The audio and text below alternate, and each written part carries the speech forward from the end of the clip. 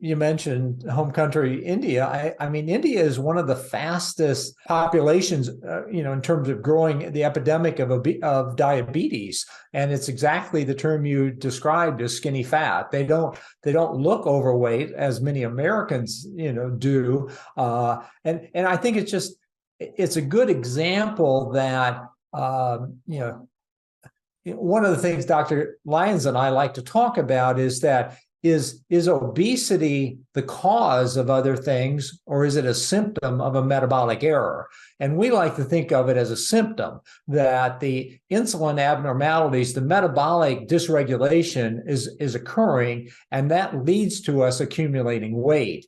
And so if we can shift around to focusing on muscle health, we can correct the problem, and that'll help us avoid the issue of obesity. And, we always talk about the issue of, people have been studying obesity since I was in grad school, so 40 years or more, and we still, in fact, it's getting worse. And Dr. Lyon and I always talk about they've got the wrong target. The target isn't adipose tissue. That's the pathology of the problem. The issue is, if you want to correct it, you need to focus on muscle. And I said earlier, it's one thing to be vegetarian when you're 25 or 30, but it's quite a different thing to be vegetarian when you're 50 or 60.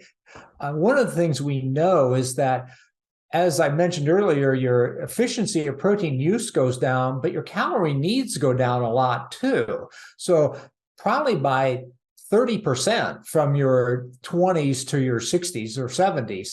And so that means you have to have a lot higher quality diet. You have to have more nutrients and fewer calories. So that's really an important issue. Early in my career, and I did some work in Northern Africa, and we were looking at malnutrition. And so getting back to your story, one of the things we discovered is that if children on very poor quality protein diets, and I won't use the word vegetarian, but low protein, poor quality diets don't develop muscle mass. And we looked at that in animals and also in children.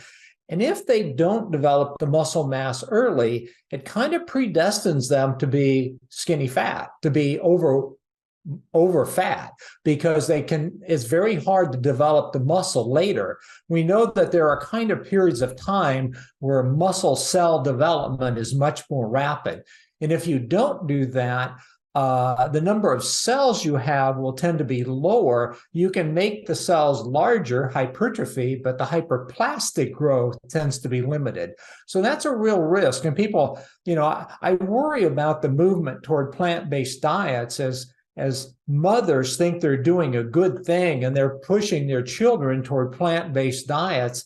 If they in fact stunt their growth during those early periods, those children are going to pay for that in their 50s and 60s. And so I really worry about, we don't have the right information. Mothers aren't getting the right perspective on this. And things that they will do in their own personal diet, they probably shouldn't apply to their 1-year-old or their 2-year-old or their 5-year-old. And so I really worry about those kinds of messages right now. But one of the thoughts that I had is, just from my observations, when I would see individuals who started vegan or vegetarian from a young age and then continued that all the way into, like, let's say their mid-20s and adulthood, I noticed a significant difference between those individuals versus, let's say, somebody who grew up eating meat and probably getting higher quality protein in their diet, and then choosing at their mid-20s or 30s now to go vegan. It almost seemed like it was easier for them to maintain the muscle that they had already built up versus